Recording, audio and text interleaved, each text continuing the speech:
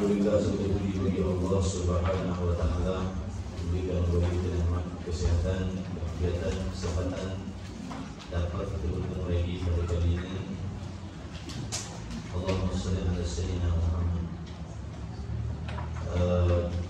Dan syukur kita kepada Allah kerana diberi taufik oleh Allah dapat kita menggunakan segala nikmat yang diberikan oleh Allah. Ada perkara-perkara yang diridhai oleh Allah, dan kita tergolong dalam golongan hamba yang bersyukur. Mudah-mudahan nikmat ini dan nikmat jaga. Amin. Ditambah lagi keberkatan dalam kehidupan kita insya-Allah. Ini surat apa? Enam lebar. Kitab Risalah Al-Misbahul Munir, surat 65. Uraian yang ketiga.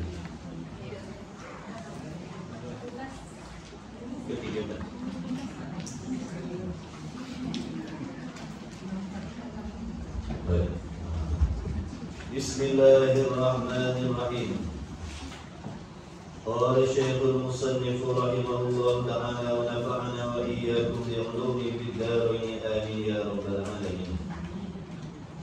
Uraian yang ke-13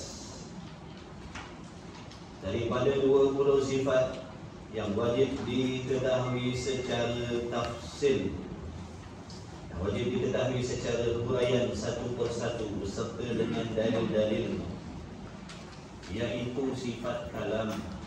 Ini sifat yang wajib bagi Allah. Sifat yang wajib bagi Allah yang mesti diketahui oleh tiap-tiap laki-laki dan perempuan yang mukallaf, serta wajib diiktikadkan di dalam hati, yaitu sifat kalam. Artinya, arti sifat kalam, artinya arti kalam sifat perkata. Sifat perkata ataupun sifat penutur. Perkata ataupun penutur. Bukan berkata-kata dan bukan bertutur. Kerana berkata bertutur itu ta'alluq bagi sifat. Sekarang kita bukan nak cerita ta'alluq bagi sifat, kita nak cerita nama bagi sifat. Nama bagi sifat dengan ta'alluq sifat berbeza. Jadi nama bagi sifatnya sifat perkata, sifat penutur. Bila sebut berkata, itu ta'alluq dia, urusan dia, peranan. Bila sebut yang berkata, itu zat Allah. Nampak tak beza? Berkata sifat, berkata-kata ta'alluq sifat, ada peranan dia. Yang berkata zat Allah yang memiliki sifat perkata. Ini beza. Contohnya perlihat, perlihat sifat, melihat ta'alluq. Ta'alluq ni apa maksud ta'alluq? Urusan sifat, peranan sifat. Contohnya perlihat, perlihat tu nama bagi sifat, nama bagi sifat, perlihat, sifat perlihat. Kemudian bila sebut melihat, itu dah perbuatan, itu dah ta'alluq. Nampak tak beza dulu? Betul? Perlihat sifat, melihat ta'alluq sifat. Yang melihat itu zat Allah. Yang melihat, bila sebut yang melihat, ialah zat Allah yang memiliki sifat perlihat tu. Bila kita sebut wahai yang melihat, maksudnya siapa tu? Zat Allah. Zat Allah. Bila kita sebut wahai yang melihat, wahai yang maha melihat, maknanya yang kita tujukan ialah zat Allah. Zat Allah. Betul? Ya ke tidak ni? Ada yang terkebil-kebil.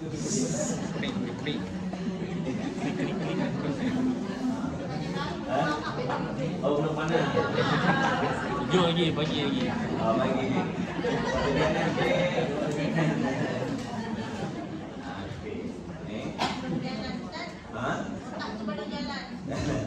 Kita suruh duduk bangun.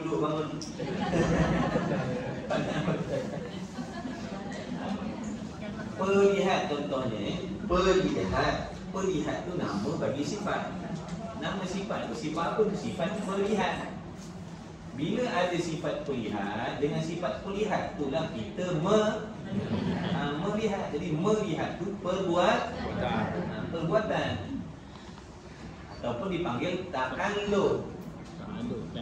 Ta'alluq tu mana urusan sifat, peranan sifat. Tulis kajian-kajian. Dia habis dakwat pen kita tu. Mungkin banyak-banyak. Bila sebut yang melihat, kalau yang ditujukan kepada Allah, mana yang melihat itu adalah zat Allah. Andai kata orang, kita kata yang melihat tu si Zaid lah. Yang melihat tu si Zaid lah. Zaid lah yang melihat. Kenapa Zaid tu boleh melihat? Sebab dia ada sifat pelihat. Zaid sedang buat apa tu? Pandai dah tu. Jadi sekarang bukan nak cerita sebab pelihat dah sudah lah. Dia nak cerita sifat perkata, ataupun sifat penutur, perkata ataupun sifat penutur.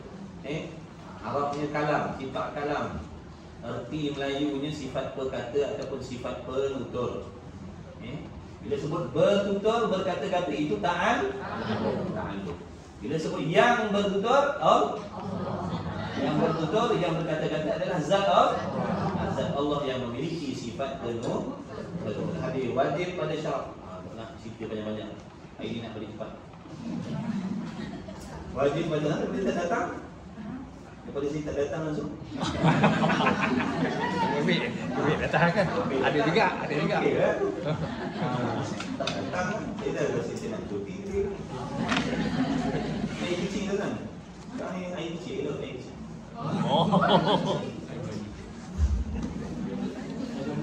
Elok kecil tak, ikan dia nak bermain-main. Wajib pada syarat. Dan tuan-tuan dia tu pergi jalan, saya tak boleh. Dia orang juga. Kan? Baik dekat dia. Okey, kita dah cepat kalam tadi. Wajib pada syarak pula atas tiap-tiap mukallaf mengetahui serta mengaku putus di dalam hati. Mengaku putus ni dengan makna jazam yang putus. Jazam yang putus, tidak berbolak-balik, tidak ada kebarangkalian untuk mengubah kepada pegangan yang lain.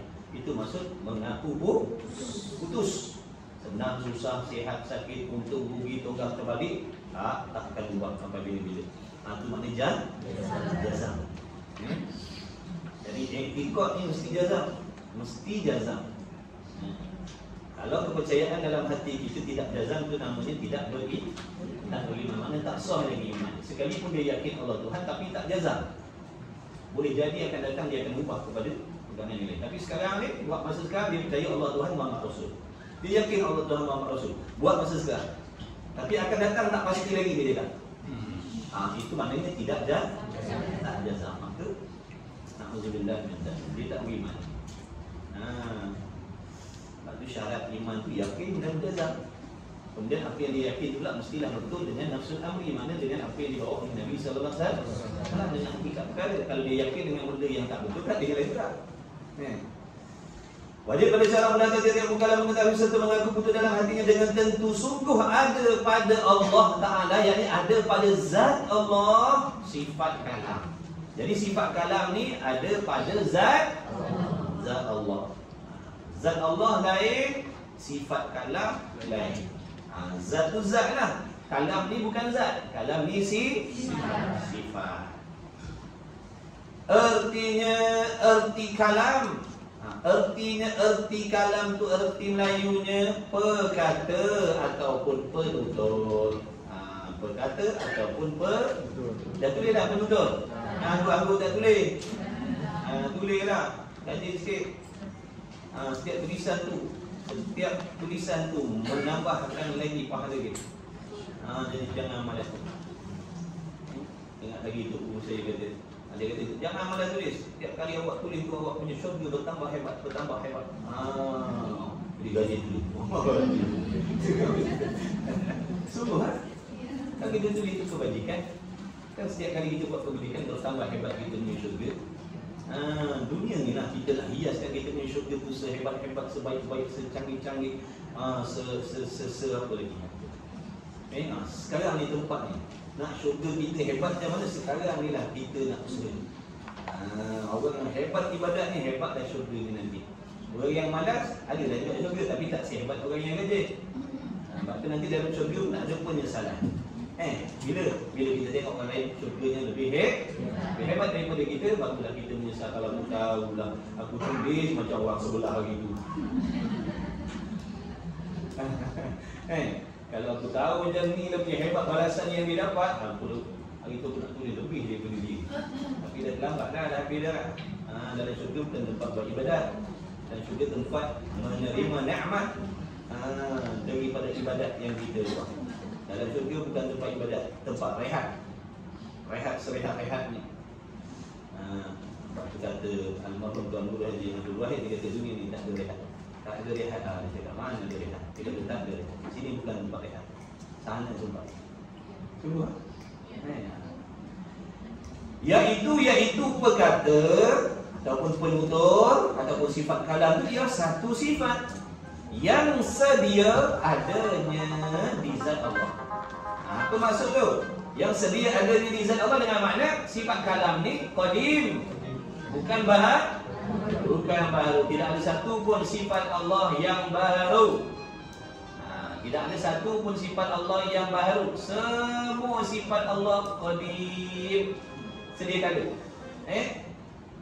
Semua sifat Allah qadim, sedia kala. Tak ada satu pun sifat Allah yang baru. Ingat.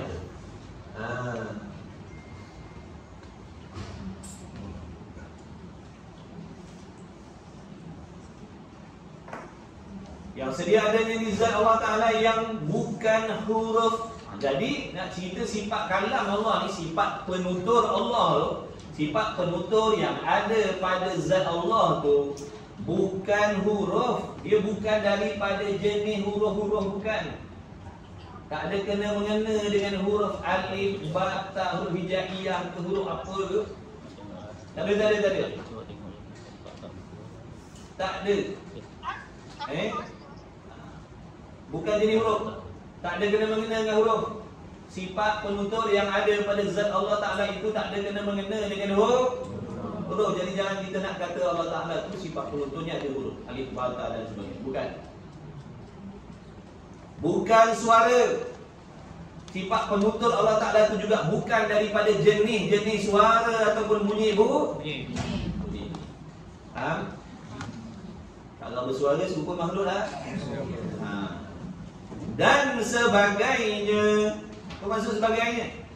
Sebagainya daripada kelakuan makhluk.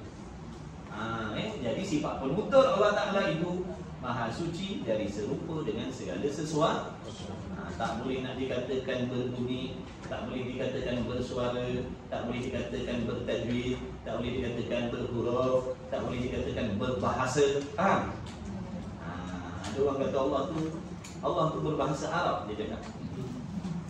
Kalau Allah berbahasa Arab, sumpalah dengan orang Arab lah. Betul? Dan kalau kata Allah Ta'ala berbahasa Arab, sumpalah dengan orang Arab. Boleh? Mana boleh, sebab dia mukhalafah, tak serupa. Lagi, kita suruh belajar. Tak belajar tak tahu, dah belajar baru tahu. Untuk belajar ni, siapa kata rugi? Untung belajar agak. Tak faham pun untung. Kalau faham lagi untung. Tak faham pun untung. Dan dengan ada sifat kalam itulah, dengan sebab ada sifat penutur pada Allah Ta'ala itulah Allah Ta'ala tidak bisu. Sebab tu tak boleh kata Allah bisu. Maha suci Allah daripada bisu. Bisu tu sifat kekurangan. Mana boleh ada kekurangan pada Allah? Bisu tu sifat makhluk. Sebab tu tak boleh kata Allah bisu. Sebab apa? Tak boleh kata Allah bisu kerana dia memiliki sifat berkata ataupun penuh. Meskipun Allah Ta'ala tidak bertutur, meskipun Allah Ta'ala tidak berkata-kata, dia tidak bisu. Yang nama bisu ni apa? Yang tak ada sifat penutur baru panggil bisu. Tak ada sifat penutur itulah bisu. Bukan tak bercakap tu bisu. Ni tuan-tuan tak bercakap ni bisu ke semua? Ada. Dia bukan masuk bisu. Bisu ni tak ada sifat penutur.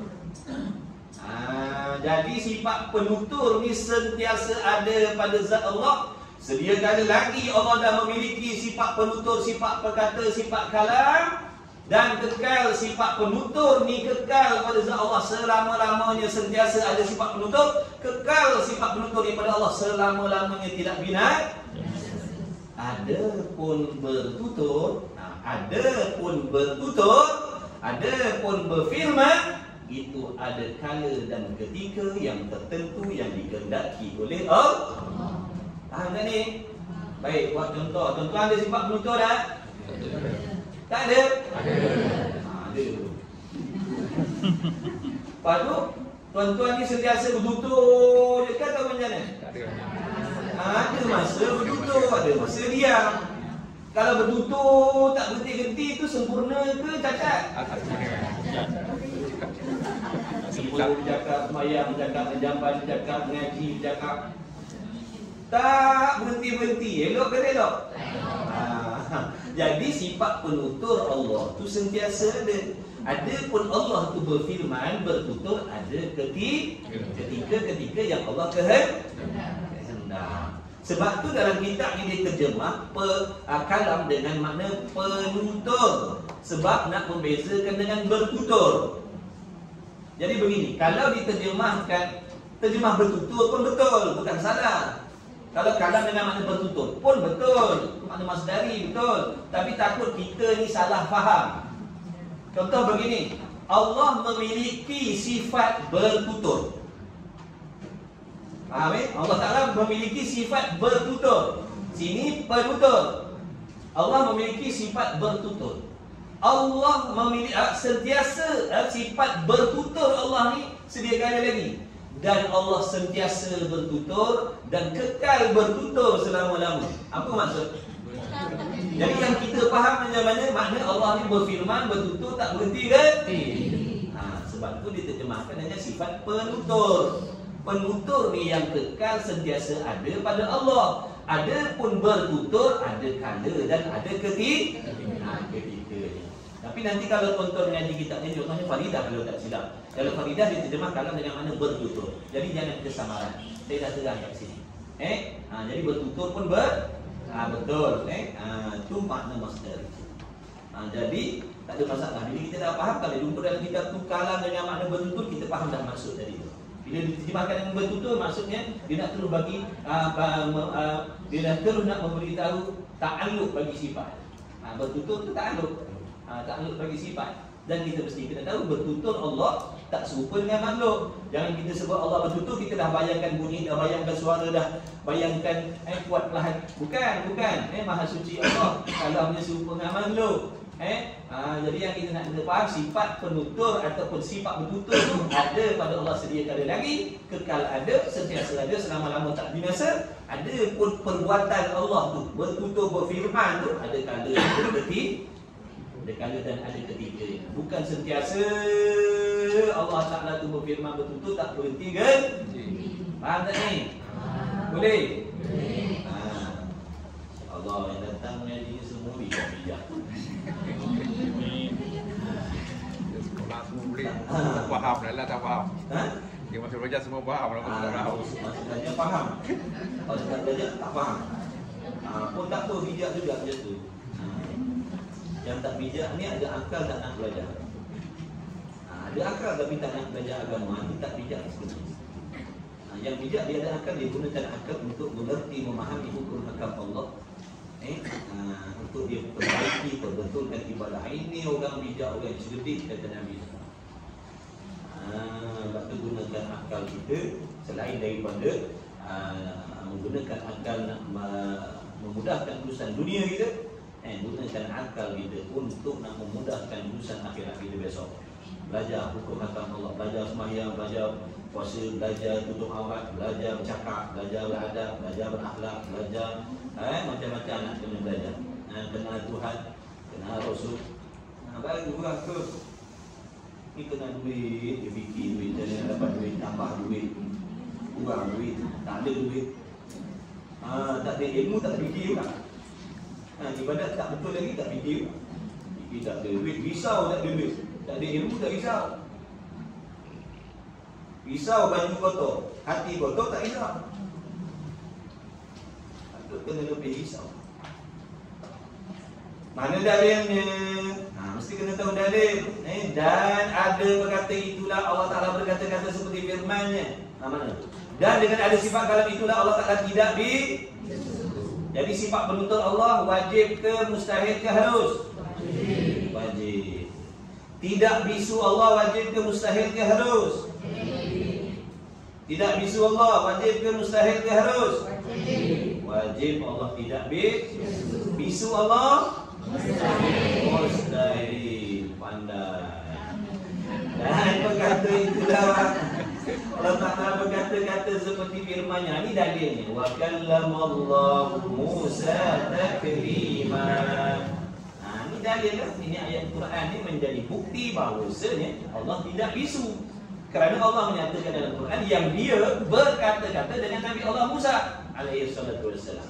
Tapi jangan kita salah faham pula berkata-kata Allah dengan Nabi Allah Musa ni. Ini masuk dalam erti kata ayat mutasyabihah. Makna kesamaran kata-kata zaman. Sebab kita pun cakap, kita pun berkata. Tiba-tiba dalam Quran Allah Ta'ala kata berkata. Jadi ada kesamaran pada kita, bukan kesamaran pada ayat Quran. Kita yang kesamaran nak memahamkan ayat.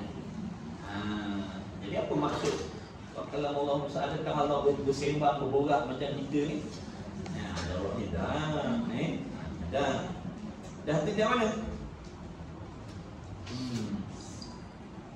Baik. Yang pertama sekali kena ingat, ini dalil. Kalau anda kata timbul soalan, mana bukti yang awak yakin di dalam hati Allah Ta'ala itu tidak bisu? Yang Allah Ta'ala itu memiliki sifat penutur, sifat berkata. Mana dalil, mana bukti? Dalil ada dalam Quran. Mana tu? Kalau Allah Musa taklima, itulah dalil. Allah Ta'ala sendiri berfirman yang dia berkata-kata dengan Nabi Allah Musa, menunjukkan dia tak bisu. Kalau bisu tu kekurangan pada Allah.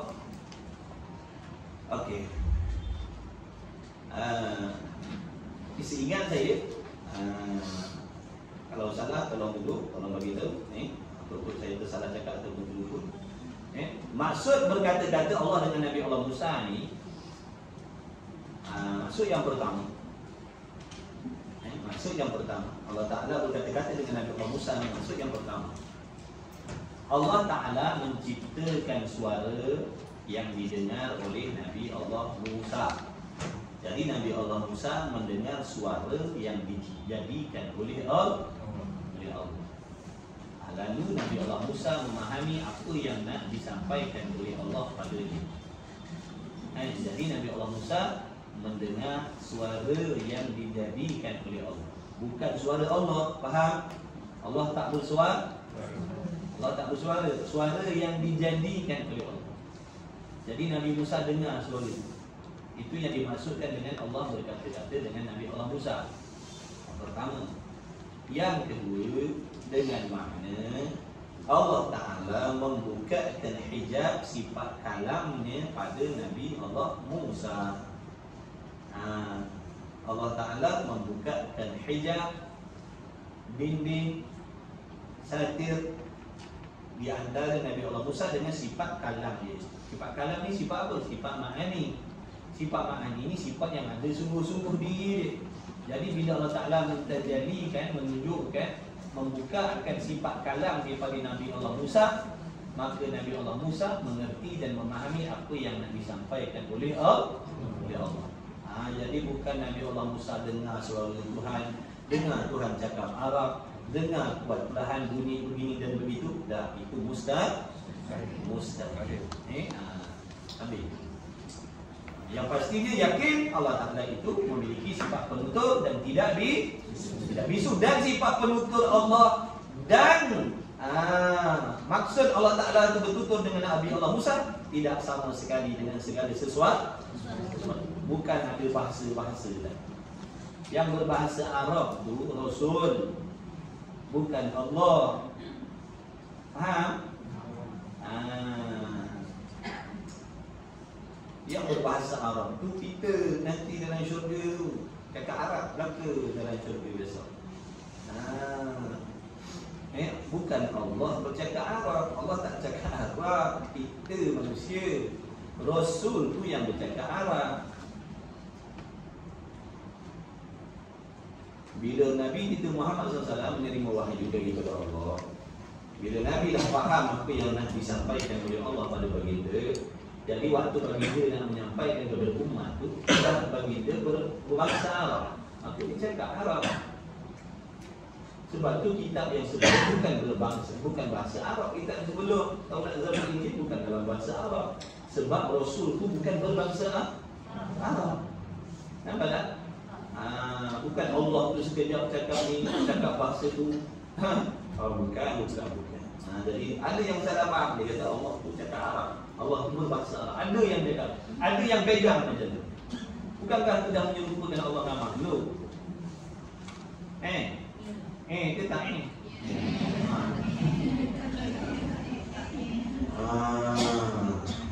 kemudian dan dengan ayat itu maksudnya Allah berkata dengan Nabi Allah Musa bukan dengan berkata yang selain daripada bahasa-bahasa kita ni lah. Bukan. Maha suci Allah daripada berbahasa. Berbahasa itu makhluk. Allah tak boleh dikatakan berbahasa Arab ke, Ibrani ke, Syriani ke, Melayu ke, tak boleh. Yang kita berbahasa Arab, bahasa Turki, bahasa apa ni, manusia ada pemakhluk. Allah dah Maha Suci Allah daripada berbahasa. Ini contoh ni lah ayat-ayat yang dinamakan mutasyabihat tu. Ada ayat-ayat Quran yang boleh kita pakai terus, faham terus. Ada ayat-ayat Quran tak boleh pakai terus begitu. Ada huraiannya, ada tafsirannya kerana nak mengelakkan diri daripada menyamakan Allah dengan sesuatu. Sebab tu tuan-tuan perempuan bahaya kalau baca tafsir, baca sendiri dengan tak belajar tauhid. Sebab yang kita baca tu kalamullah yang maha suci dari serupa dengan sesuatu. Bila kita baca tafsir dengan tak ada persiapan diri kita tentang akidah, ini yang boleh faham macam-macam. Sebab tu tafsir ni ilmu fardu kifayah. Ni fardu ain. Siapkan diri dengan akidah dulu, faham dulu, kenal dulu betul-betul sifat yang layak dan yang tak layak dengan Allah. Jadi bila kita baca tafsir, jumpa ayat yang macam ni, kita boleh berhati-hati. Kalau tak kita baca, faham sendiri. Faham lah. Faham tak faham sendiri. Nampak tak? Tapi ramai orang mengaji tafsir, sifat 20 tak nak mengaji. Ada ramai. Sifat 20 tak nak mengaji, sedangkan sifat 20 ni fardu ain. Tapi fardu ain. Sifat 20 tak nak mengaji tafsir Quran. Hebat. Kalau ada juzuk 20. Ini ngaji tauhid. Tafsir kalamullah. Ya, betul. Betul. Kalau kena persiapannya, tak apa. Kalau tak ada persiapan ni nak menghadap kalamullah yang maha suci ni, silap-silap boleh merosakkan akidah. Begitulah juga dengan hadis. Dipanggil hadis tapi hakikatnya wahyu Allah juga. Bukan boleh suka-suka nak tafsir. Tafsir ikut akal kita, ikut nafsu kita. Dah, waktu kena ni fardu ain. Fardu ain ni kena dulukan sebelum yang lain-lain. Tapi ni kita nak lompat kelas, nak naik darjah 6 terus. Pratadika tak nak masuk. Itulah akibat dia. Kawan dulu tak dengar. Sabar mengaji ni tuan-tuan. Salah cara mengaji ni bukan dapat selamat, boleh musibah jadi. Sebab tu syaitan ni dia tak boleh larang kita mengaji. Dia akan tipu kita dalam pengajian. Kita nak mengaji, dia hasut, jangan belajar. Kita lawan boleh belajar. Dia pesongkan pula kelainan. Jadi perbuatan untuk ilmu ni bukan satu benda mudah. Sangat banyak dia punya tipu daya, bahaya. ada yang tergelincir, ada yang belum daki bukit penuntut ilmu ni gagal dah. Ada yang dalam perjalanan mendaki itu gagal dah. Ada yang dah sampai puncak tu gagal dah. Ada yang gagal waktu nak turun. Yang dikatakan berjaya, contohnya menawan gunung ni, berjaya naik dan selamat turun, baru boleh kata berjaya. Kalau duduk kat puncak lagi, belum turun, belum selamat. Sebab dugaan cabaran naik lain, cabaran waktu nak turun lain. Banyak orang yang belajar sampai dapat ilmu, berjaya. Bila dah hasil ilmu, rosak. Jadi ujub, jadi riak, jadi sombong. Nampak tu? Tu gagal lah situ. Nampak tu? Akobah ilmu, nak menuntut ilmu, perjalanan nak menuntut ilmu ni sangat bahaya. Jangan kita kata, seakan belajar kita akan, memanglah cakap ringkasnya begitu. Tapi hakikat menuntut ilmu ni adalah pekerjaan yang paling berpayah sekali, yang paling banyak tipu daya. Sebab tu hati-hati. Salah cara belajar, sesat. Tak sampai maksud maksudnya.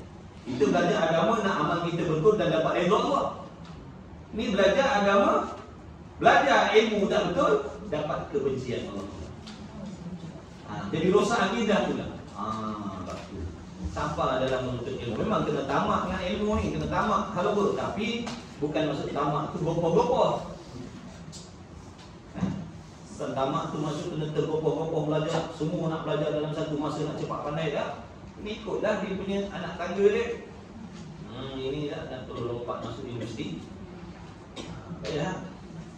Salah langkah bahaya tu. Sebab tu kita mengaji jangan ikut orang, ikut tahap kita. Kawan-kawan kita tu kelek kitab tafsir hari boleh jadi ni dia dah center dah, apa dah. Kalau tanya dia boleh jawab, selalu tak tanya pun dia jawab lah. Kita tak belajar lagi. Iqra' tak ngaji, Muqaddam tak ngaji, mandi wajib tak tahu. Kira kitab tafsir hadis, waduh, tak pakai. Kena tipu. Kena tipu. Cuma tuan empunya diri perasan macam dah betul. Tafsir ni, apa kata tak ngaji?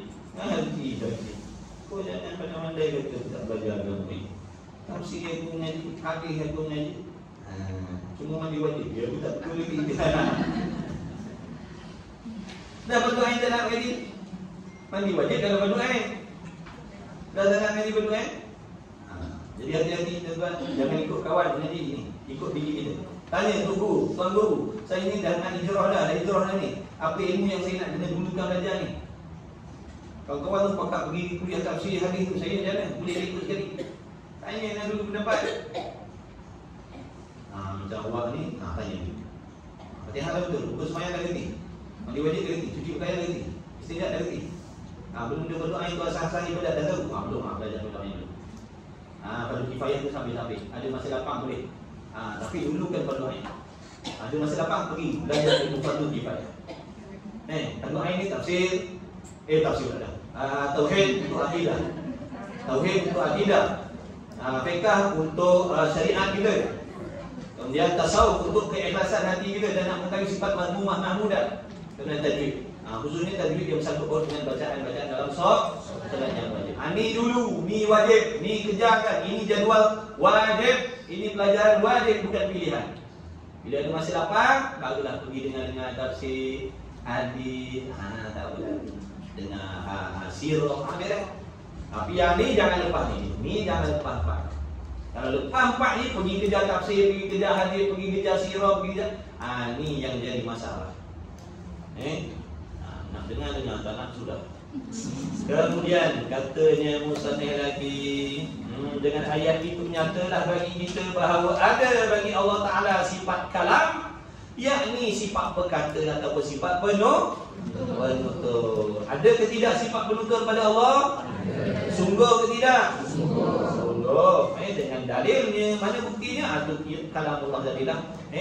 Firman Allah tadi itu menjadi dalil, menjadi buktinya atas pegangan dan kepercayaan kita yang Allah Ta'ala itu memiliki sifat penutur dan tidak bisu. Muhimmah. Muhim ini satu benda nak beritahu ni. Muhim, benda penting. Muhim.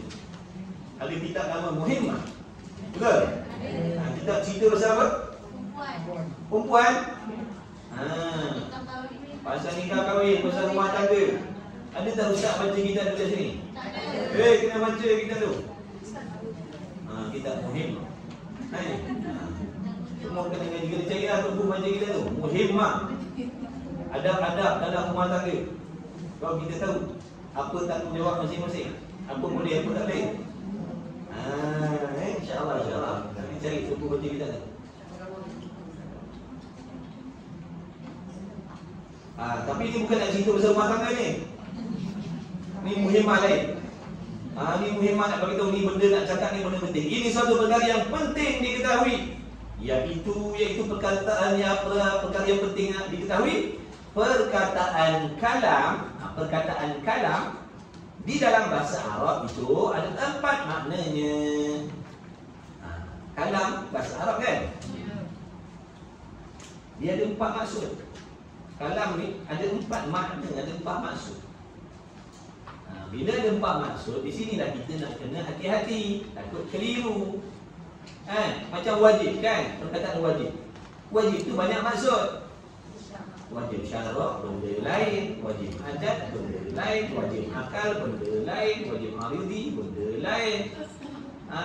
Nampak tak? Jadi bila perkataan tu ada banyak makna, kita kena hati-hati. Takut orang nakkan makna pertama, kita faham makna keempat pula. Jadi kita kena pasti. Ada ni, nak sebut ni, jadi jaga. Yang pertama, kalam dengan makna perkata ataupun sifat perkata. Kalam dengan makna sifat perkata. Biar kat situ tambah untuk kita nak mudah faham sendiri. Kitab tu dah betul, cuma tambah-tambah tu nak mudahkan kalau kita baca sendiri kat rumah ni kan. Yang suami balik rumah kan baca kat isteri dia kat rumah. Yang isteri balik baca kat lelaki dia kat rumah. Jadi kena tulis lah. Kau dah boleh baca kat rumah nanti kan. Oh tak salah baca.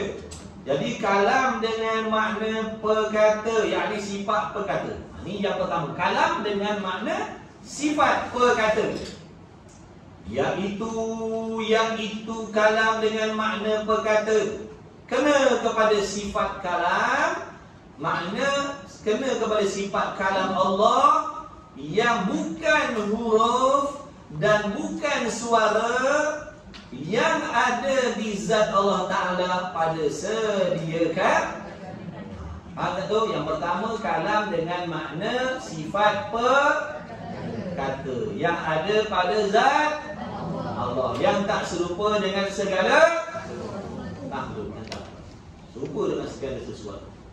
Itu kalam yang pertama. Kalam dengan makna yang pertama, kalam dengan makna sifat perkata, sifat penutur yang ada pada zat Allah sedia kala lagi, yang tak serupa dengan segala sesuatu. Dengan ada kalam ini, maksud kalam ini kalam perkata ataupun sifat perkata. Jaga tu. Dengan ada kalam ini, maksud kalam ini itu sifat perkata. Dengan ada kalam ini makna sifat perkata ataupun sifat penutur, dikatakan Tuhan tidak Tuhan tak bisu. Sebab tu kata Tuhan tak bisu, sebab dia ada sifat perkata, ada sifat penutur. Faham tak saya kata?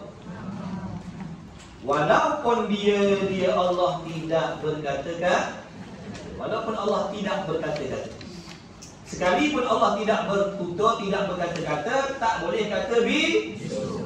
Kenapa tak boleh kata bisu? Kerana sedia kala lagi dia dah memiliki sifat perkata, sifat penutur. Sifat perkata, sifat penutur ni dah ada pada zat Allah. Tidak ada permulaan bagi adanya sifat kalam tu pada Allah, dan kekal sentiasa ada dan selama-lamanya. Sekalipun Allah tak berfirman, sekalipun Allah tak berkata-kata, tak boleh kata bisu. Sebab maksud bisu-bisu ni apa?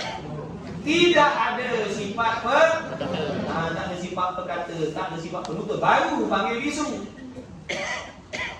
Okey.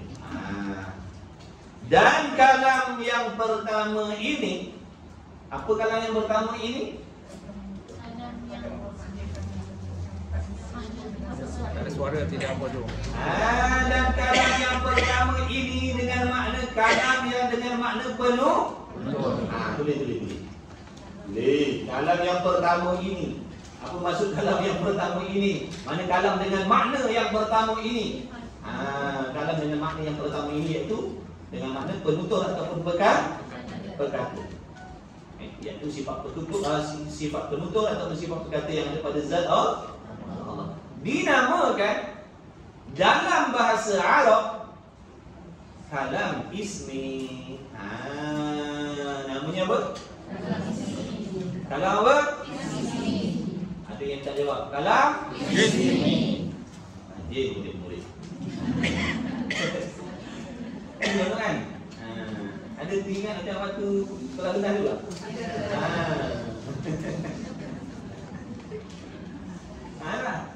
Kan kita belajar ni. Kan kita kanak-kanak. Betul? Betul. Kita kanak-kanak. Siapa nak jadi muda belajar? Kanak-kanak dalam ilmu, kanak-kanak dalam ibadat. Kanak-kanak dalam ilmu, kanak-kanak dalam ibadat. Itu maksudnya kita baru nak dekatkan diri dengan ilmu. Itu maksud kanak-kanak dalam ilmu, dalam ibadat. Baru nak kenal ibadat. Macam mana cara nak sembahyang. Kanak-kanak tak apalah. Tak apa. Baik. Jadi ingat, yang pertama, kalam dengan makna sifat penutur yang ada pada zat Allah yang tidak serupa dengan segala sesuatu. Yang mana dengan adanya sifat kalam yang pertama ni, kalam dengan makna penutur ni, tidak boleh dikatakan Allah bisu sekalipun Allah tidak berkata. Dalam bahasa Arabnya diletakkan satu istilah pada kalam ni, sifat penutur ni dipanggil kalam ismi. Pandai. Tak sangka sungguh. Pandai. Soalan Pak tak. lain tanya banyak kali tak boleh jawab. Soalan Saya tak. tanya sekali pun dapat jawab. Tak ada orang yang boleh challenge lah. Antum semua bagus lah. Dekat sini saya cakap sini, tempat lain saya cakap juga. Trik guru. Dia kena puji. Dia puji ni ada tempat hukumnya haram. Ada tempat hukumnya harus. Ada tempat hukumnya sunat. Bila dengan memuji itu kita tengok seseorang tu bertambah dekat dengan Allah, bertambah seronok dia buat ibadat, maka sunat kita puji dia. Tapi kalau kita puji dia makin seronok buat maksiat, itu hukumnya haram. Dia buat maksiat, kita kata, wah, terbaik. Dia buat maksiat. Terbaik. Dia buat maksiat, kita kata, terbaik. Bagusnya lah. Dia pun naik semangat. Naik semangat. Hari ni dia pakai tak berapa ketat lah, tapi dah kata, bagusnya, cantiknya, wow. Esok dia pakai lagi ketat daripada tu lagi. Kita dapat sahab. Kita dapat sahab. Jadi hati-hati dalam memuji. Ada tempat hukumnya haram puji. Jaga. Bukan jangan main puji sebarang. Salah puji kita dapat dosa. Dia kata silap dalam bab memuji ini ada 6 kebinasaan. 4 kebinasaan untuk kita yang memuji. 2 untuk orang yang kena puji. Tengok dalam kitab Penawar Bagi Hati itu pada. Dalam bab lidah. Jadi bukan boleh sebarang puji, tengok dulu keadaan. Kalau buat benda-benda, kalau buat maksiat, jangan puji. Kena bagi nasihat. Tapi kalau nasihat tak nak dengar, boleh keji dah kat situ. Boleh keji. Kenapa? Nak menyedarkan yang diri dia. Mula nasihat tu, kalau cakap baik-baik, tak boleh keji. Ada step-step je lah. Jangan terus keji. Nasihat dulu. Ingatkan dulu. Sebab orang yang buat maksiat ni, bila kita kata dia baik, dia bagus, dia terlupa yang dia buat dosa dengan Allah. Dia rasa dia tak bersalah dengan Allah. Sebab ramai seronok dengan dia. Saya buat zalim pada tuan-tuan. Saya tipu tuan-tuan. Saya cekik dekat leher tuan-tuan. Tuan-tuan kata bagusnya, terbaik. Saya kata, tak aku. Jadi seronoklah saya meneruskan perbuatan saya. Sebab saya tak tahu yang saya buat silap. Kerana terpukau dengan puji-pujian tuan-tuan. Nampak tak? Dia hati-hati dah bagi tahu. Jadi nak puji tengok keadaan, tengok tempat. Nabi SAW puji sahabat. Ramai sahabat yang Nabi puji. Sebab apa? Nabi tahu sahabat ni makin puji, makin malu dengan Allah, makin tambah ketakwaannya dengan Allah, makin banyak ibadatnya dengan Allah bila dipuji. Kalau kita Nabi puji, tinggal ibadat dulu. Dah baik, dah bagus. Dah baik, dah bagus. Kita tengok kadang macam anak kita kan, kita puji bagus, semayang, kaji semua. Kalau dia lagi seronok nak ibadat, tak apa dulu. Jatuh jadi ada tempat gitu.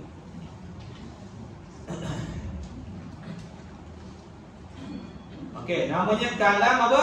Ismi. Kalam ismi. Kalam ismi makna Melayu apa? Sifat penutur yang ada pada zat Allah yang tidak serupa dengan segala sesuatu. Okey, Hamidah. Maka kalam inilah yang dibicarakan pada sifat yang ke-13 yang wajib atas setiap mukallaf mengetahui akan dia. Jadi bila tuan-tuan mengaji ilmu tauhid, sifat 20 ke, sifat 13 ke, bila sampai sifat yang ke-13 yang wajib bagi Allah, sifat kalam. Situ maksudnya sifat kalam ismi. Jadi. Mana tuan-tuan mengaji bila sebut sifat kalam Allah, maksud sifat kalam Allah di situ kalam dengan makna kalam ismi, sifat penutur yang ada pada zat Allah sedia kali lagi yang tak serupa dengan segala sesuatu. Habis. Okey. Jadi kalam ismi ni tuan-tuan qadim lagi azali, bukan makhluk. Kalam ismi ni qadim, sedia kala. Dia bukan baru, dia bukan makhluk. Ingat tu. Yang dimaksudkan kalamullah itu qadim. Inilah di antara kalamullah, inilah maksud. Kalam Allah tu sedia kala. Kalamullah itu bukan makhluk. Kalam Allah itu qadim. Inilah kalam kalam ismi yang ada pada zat Allah. Yang keduanya daripada 4 paling penting. Yang kedua daripada 4 dinamakan kalam nafsani. Kalam apa? Nafsani. Ada orang tak jawab. Kalam apa? Nafsani. Ada seorang ni tak jawab. Kalam apa? Nafsani. Kalam nafsani. Kalam nafsani. Apa kalam nafsani? Iaitu kalam dengan makna sedia dan mencadang bagi bercakap dan berkata. Faham tak faham? Tak faham. Bagus. Gini, kita buat contoh. Kita buat contoh nak dekatkan faham. Mudah-mudahan Allah bagi faham. Okey, gini. Tuan-tuan ada tak sifat penutur? Ada. Okey. Bila tuan-tuan ada sifat penutur, yang ada pada kita ni lah sifat penutur yang bangsa baru ni. Kalau tak, kita tak boleh cakap. Kalau tak ada sifat tu, kita tak boleh bertutur. Jadi ada sifat penutur pada diri kita yang bangsa baharu, yang binasa. Okey. Sekarang ni tuan-tuan ada tak cadangan nak bercakap dengan kawan-kawan kita ataupun dengan anak bini kita waktu balik kan, ada cadang nak cakap benda-benda sesuatu, ada tak? Ada yang cadang dia macam nak suruh kedai ke, suruh ingkat ke. Maknanya cadang sudah ada. Cadang nak suruh, cadang nak larang, ataupun cadang nak cerita apa-apa lah. Cadangan nak cakap. Dah cakap ke belum? Belum. Tapi dah cadang belum? Dah cadang. Dah cadang dah, cuma belum cakap lagi. Itu yang dikatakan persiapan, persediaan bagi nak bercakap tadi. Itu yang dimaksudkan dengan kalam nafsani. Kalam nafsani. Jadi kalam nafsani Allah ni sediakan. Maknanya contoh Allah nak suruh solat. Allah nak suruh solat. Allah nak larang judi. Allah nak larang arak. Allah nak menceritakan tentang umat yang dulu-dulu. Betul? Sebelum Allah khitabkan kepada Nabi, dah ada kehendak Allah nak cerita pasal benda tu sedia kala lagi. Kerana ilmunya dah meliputi segala-galanya sedia kala lagi. Maka nak suruh semayang, nak suruh puasa, nak suruh kerat tangan orang mencuri dan sebagainya, dah ada pada kehendak Allah sedia kala dah. Kerana pengetahuan ni dah mendahului segala-galanya. Nampak tu? Jadi jangan kita kata Allah ni main suruh je tanpa dia tahu. Alhamdulillah min zalik. Apa yang Allah suruh, apa yang Allah larang, apa yang Allah wahyukan kepada para Rasul alaihi wassalatu wassalam, yang Allah nak perintahkan, yang Allah nak ceritakan, semuanya dah ada dalam kehendak Allah sedia kala lah. Bukan Allah main suruh tanpa dia tahu, ataupun disuruh tu sebab dia baru tahu benda tu. Dah sedia kala lagi dah ada dalam pengetahuan Allah. Allah dah tahu dah sejauh mana dunia ni, usia dia, semua dah ada dalam pengetahuan Allah. Jadi mustahil Allah Ta'ala turunkan Al-Quran itu dalam keadaan dia tak tahu masa akan datang. Orang yang mengatakan Al-Quran itu dah tak relevant adalah orang yang beriktikad bahawasanya Allah Ta'ala itu tidak mengetahui masa akan datang. Na'udzubillah min dzalik. Jadi perkataan yang betul boleh hangguk, perkataan salah jangan hangguk, tuan-tuan. Yang betul dia boleh hangguk. Tapi kalau benda tu hangguk, rosak akidah, jangan. Jadi tengok sikit tempat nak hangguk, nak geleng-geleng. Ada dengar lagu hangguk geleng-geleng dah? Siapa penyanyi dia? Lupa? Saya pun tak ingat juga, tapi pernah lah dengar lagu tu hangguk, geleng-geleng. Jadi jangan hangguk semua. Jangan hangguk benda yang merosakkan akidah, jangan hangguk. Tak pasal-pasal nanti gerang. Jadi kita ni biarlah cerita sikit. Benda yang melibatkan agama, akidah lebih-lebih lagi, kalau salah jangan hangguk. Hangguk tu tanda setuju. Dia kata Quran ni ada tempat boleh pakai, ada tempat tak boleh pakai. Hangguk juga kepala kita. Ni yang malam ni, yang mengaji hangguk ni. Kalau yang tak mengaji hangguk boleh kira juga. Yang mengaji tafsir hangguk juga. Benda salah jangan hangguk, tuan-tuan. Rosak akidah. Jadi. Yang hak yang batil.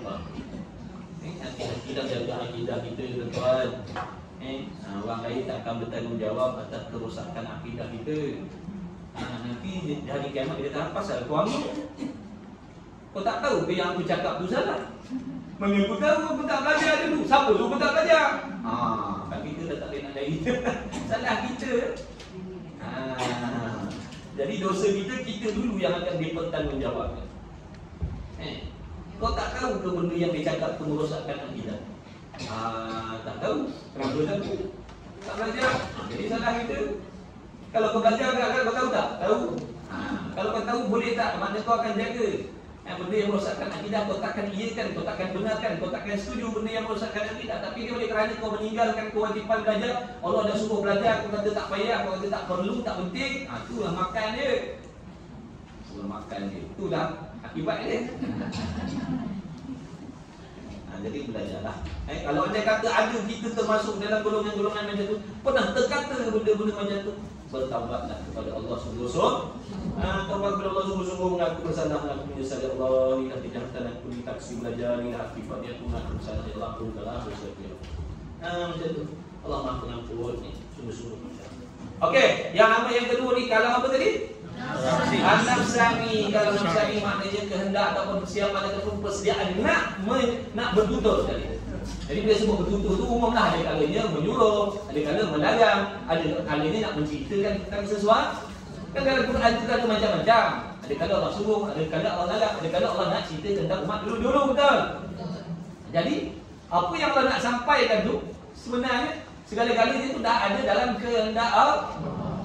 Cuma waktu tu makhluk tak ada lagi, belum diceritakan yang namanya Nabi, yang namanya malaikat, belum ada lagi. Jadi Allah nak khitab pada siapa? Tak ada lagi lah, sedia kala lagi. Bila ada khitabnya Rasul ke malaikat, barulah Allah sampaikan apa yang dia nak suruh, nak larang tadi. Padahal apa yang nak suruh larang tadi dah ada sedia kala lagi dalam kehendak Allah. Faham InsyaAllah. Jadi dah dua dah kita dah belajar. Kalam ada dua makna. Kalam makna yang pertama, kalam ismi, iaitu apa? Sifat penutur yang ada pada zat Allah sedia kala lagi dan kekal ada selama-lama, tak serupa dengan segala sesuatu. Dengan ada kalam ismi ni dah tak boleh dikatakan Allah bisu. Okey, betul dah. Jadi kalam ismi ni makhluk ke qadim? Qadim. Okey, yang kedua. Yang kedua namanya kalam dengan makna kalam nafsani. Apa maksud kalam nafsani ni? Persediaan untuk nak bertutur. Nisbah kepada Allah kalam nafsani ini qadim lagi azal. Jangan kata baru pula. Kalau baru tu makna ada permulaan. Jadi seolah-olah Allah tak tahu. Allah baru tahu. Bila dia baru tahu, baru dia nak suruh. Nampak tak ada? Bukan baru dah, sedia kala lagi kalam nafsani tu. Jangan kita kata Allah baru tahu. Bila Allah baru tahu, barulah timbul kehendak Allah nak suruh. Dah. Kalau begitu Allah jahil. Kalau begitu ada jahil pada Allah dah. Suci Allah daripada jahil. Pengetahuan dia tidak terlalu jahil. Pengetahuan kita dia terlalu jahil. Sebelum kita tahu, tak tahu dulu. Yang kita nak suruh baru nak suruh tu sebab baru tahu. Allah bukan baru tahu, sedia kala dah. Tidak ada permulaan bagi pengetahuan Allah Ta'ala tentang segala-galanya.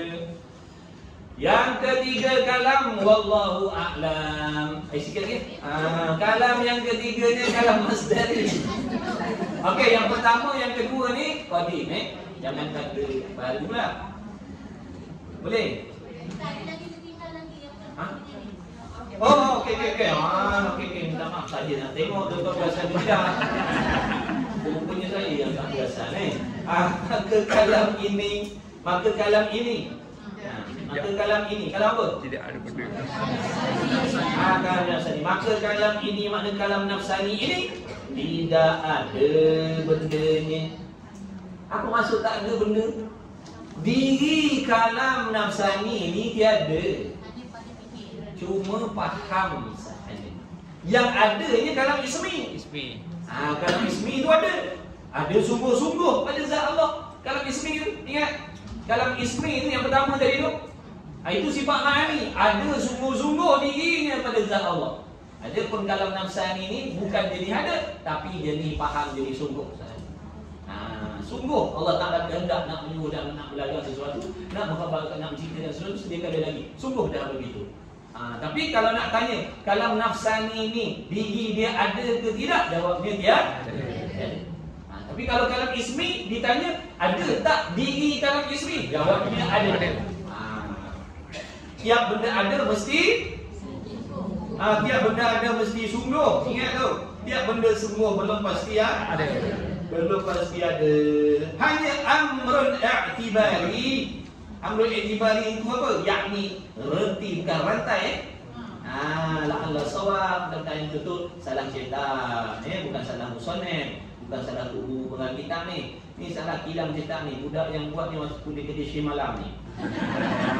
Dia dengan tu salah cetak, salah huruf. Yang reti bukan rantai. Rantai orang perempuan kan boleh dengar rantai ni. Yakni reti juga. Makna sesuatu perkara yang hanya boleh difaham pada akal sahaja. Itu masuk amrul i'tibari. Sesuatu yang hanya boleh difaham pada akal saja. Diri benda tu nak tengok, nak lihat tak boleh sebab benda jenis tiada. Tetapi sungguh pun amrul i'tibari ni sesuatu perkara yang hanya boleh difaham ataupun sifat yang hanya yang boleh difaham pada akal saja. Tetapi hak Allah Ta'ala pada nisbah kepada kalam nafsani Allah Ta'ala, kalam nafsani ini sedia jua, yakni sediakan. Jangan kata baharu pula. Jadi kalam nafsani ini nisbah kepada Allah sediakan. Kalam nafsani yang ada pada diri kita sekarang ni dah dicadang-cadang balikkan nak sembang apa, nak cakap apa, itu bahan pun tak ada bendanya juga, hanya sesuatu yang hanya dipaham pada akal fikiran saja. Yang ketiganya kalam masdari, yaitu kalam masdari dengan makna bercakap. Okey, kalam masdari ni, yang ketiga ni, kalam masdari ni nama bagi perbuatan. Nama bagi perbuatan. Saya sekarang ni sedang buat apa ni? Lebih kat depan ni saya sedang buat apa ni? Sedang apa? Bercakap. Maknanya nama bagi tuan-tuan dengar ada keluar suara, keluar bunyi, buat perlahan, dulu kemudian ada bahasa yang tertentu. Ni saya sekarang ni sedang melakukan perbuatan yang namanya bercakap-cakap, berkata-kata, bertutur-tutur. Betul? Itulah yang dimaksudkan dengan kalam kalam masdari. Jadi kalam masdari ni nama bagi perbuatan apa? Bercakap. Ni saya sedang bercakap ni namanya kalam masdari lah ni. Bercakap, berkata-kata, berborak, bersembang, membaca. Kalam masdari. Bila sebut kalam masdari, tidak ada kena-mengena dengan zat Allah. Tak ada kena-mengena dengan zat Allah. Bila kata kalam masdari, tak ada kena-mengena dengan zat Allah. Yang ada kena-mengena dengan Allah tadi itu kalam ismi dan kalam nafsani. Adapun kalam masdari tak boleh dikatakan pada Allah. Kerana kalam masdari ni makhluk. Ni suara, bunyi, perkataan, huruf. Nama tak? Nama bagi perbuatan iaitu bercakap-cakap, berkata-kata, berborak-borak, bersembang-sembang, membaca-baca. Maka kalam ini baharu. Bila sebut baharu tak ada kena-mengena dengan Allah lah. Lagi pula tidak ada bendanya. Tak ada benda. Nak tengok bercakap tak boleh. Tuan-tuan nampak tak saya bercakap? Tuan-tuan nampak tak saya bercakap? Tak ada. Nampak ke tak? Dah nampak pun. Suara ni. Nampak saya. Nampak. Dia pun bercakap tu tak nampak. Bercakap tu faham. Tuan-tuan faham tak saya sedang cakap ni? Lepas tu saya tanya, tuan-tuan nampak tak saya cakap ni? Tak nampak. Tak nampak saya cakap, tapi faham yang saya sedang cakap. Sebab bercakap ni perbuatan yang hanya digerti, faham. Oh, itu namanya sedang bercakap dah tu. Bukan sedang jalan tu, itu sedang bercakap. Jadi bercakap ni nama bagi perbuatan. Jadi di bendanya tak ada, hanya rantai tu. Hanya gerti tu, faham. Faham. Kerana nama bagi bercakap tu, nama bagi bercakap dan mengeluarkan huruf suara, maka diri mengeluarkan huruf suara itu mestilah tidak baru dah ada bunyi, dah ada suara, dah ada bahasa yang itu baru buat. Makhluk lah. Jadi kalau masdari ini makhluk, benda baru. Jadi tak sesuai dan tak boleh sama sekali nak diletakkan pada Allah. Itu makna kalam yang ketiga. Dan makna yang terakhir, habislah. Minggu depan tak tahu ada ke tidak. Wabah malam. Minggu depan kita tak tahu ada ke tidak. Rumah tidak boleh. Kita tahu. Minggu depan. Jadi akan baca sampai yang keempat. Yang keempatnya kalam lafzi. Kalam lafzi. Apa maksud kalam lafzi?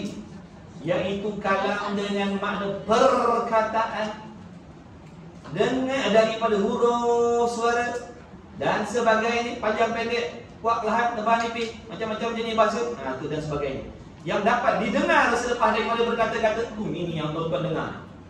Saya kata ayam, dengar. Apa saya cakap apa? Ayam. Itu perkataan. Itu nama lapas. Lapas, perkataan al-lafzu was-sautul mustamilatu ala ba'di hurufil hijaiyah. Perkataan yang mana di dalamnya mengandungi bunyi suara huruf-huruf hijaiyah di dalam itu, yang tuan-tuan boleh dengar. Itu namanya perkataan. Murid-murid, sila susun perkataan-perkataan ni buat satu ayat. Itu perkataan tu, lafaz-lafaz tu lah yang dinamakan kalam lafzi. Dan kalam ini baharu, pun makhluk juga. Baharu tu mana makhluk juga. Lawan bagi qadim, lawan bagi sedia kala. Lagi pula ada bendanya. Mana bendanya? Iaitu huruf dan suara. Huruf dan suara. Tuan-tuan dengar suara dan suara tu pun bunyi huruf. Bunyi huruf. Habis dah. Jadi ada 4 kalam. Ada 4 makna kalam. Maka hati-hati. Yang kita nak maksudkan pada Allah ni bukan kalam yang ketiga dan yang keempat. Yang nak diuraikan dalam sifat 20 ni kalam yang pertama dengan makna kalam ismi, sifat berkata atau bertutur yang maha suci daripada menyerupai dengan segala sesuatu. Bila alhamdulillah nanti mudah-mudahan balik dah tengok mudah-mudahan balik tengok baca. Cukuplah sekadar itu. Wallahu subhanahu wa ta'ala alam wa ilmuhu wa ada minta maaf kalau ada salah silap, tak berterang, tak berjelas. Saya bukan ahli nak mengajar, nak menyampaikan ilmu akidah dan tauhid ni saya tak pandai.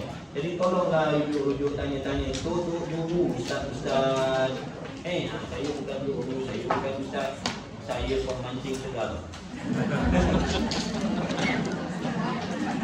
Jadi tolong tanyalah tujuh guru ustaz-ustaz tanya betul tak ni yang dia ajar ni, tak dia tidak tak betul tu kan. Tuan-tuan jangan ambil hangguk je saya ajar ni. Ada tempat ke ni yang tidak kena rujuk buku lain lah.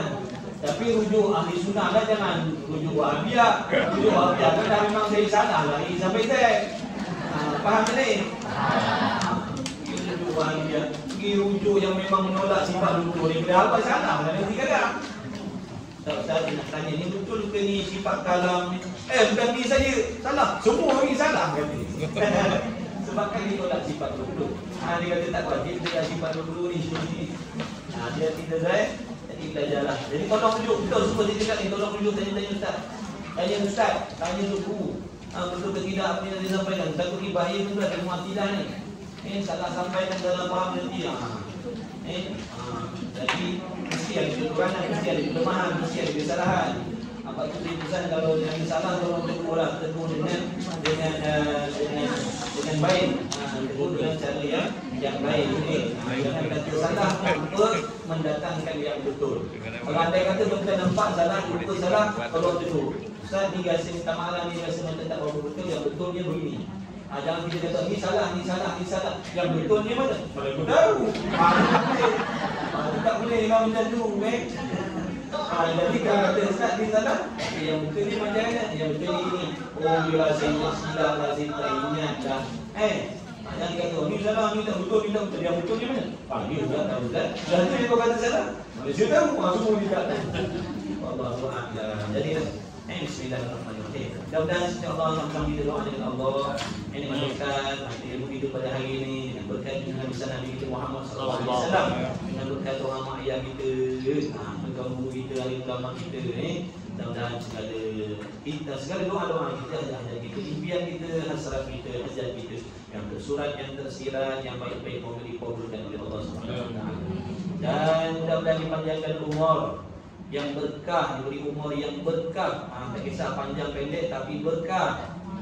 Diberikan rezeki yang halal yang berkah. Moga Allah memberkati segala apa saja yang kita usahakan. Mudah-mudahan Allah Ta'ala lahirkan di kalangan kita anak-anak yang soleh, yang solehah, yang bertakwa. Moga-moga Allah jadikan kita hamba yang soleh-solehah, yang bertakwa. Mudah-mudahan Allah Ta'ala lahirkan di kalangan kita wali-waliullah. Mudah-mudahan Allah Ta'ala memberi kita taufik, yaitu untuk kita sama-sama beramal dengan ilmu yang bermanfaat, ilmu yang dah diberi oleh Allah. Mudah-mudahan Allah Ta'ala bagi kita taufik untuk meninggalkan segala sifat yang dibenci oleh Allah, diberi taufik untuk menghiaskan hati kita dengan segala sifat yang dipuji oleh Allah Subhanahu wa taala. Bismillahirrahmanirrahim. Alhamdulillahirabbil alamin wassalatu wassalamu ala Rasulillah. Allahumma nafa'na bima 'allamtana wa bina 'alimna alladhi yanfa'una wa nafa'na fi ahlana wa qurrati lana fi dinina ahli al-kutub al-mukhtabarat. Allahumma khalisna min 'amal fihi khas jamila wa la hawla wa la quwwata illa billahi al-'aliyyil 'azim. Wa sallallahu ala sayyidina Muhammad wa ala alihi wa sahbihi wa baraka wa sallam. Alhamdulillahirabbil alamin. Tafaddalu bikum. Allah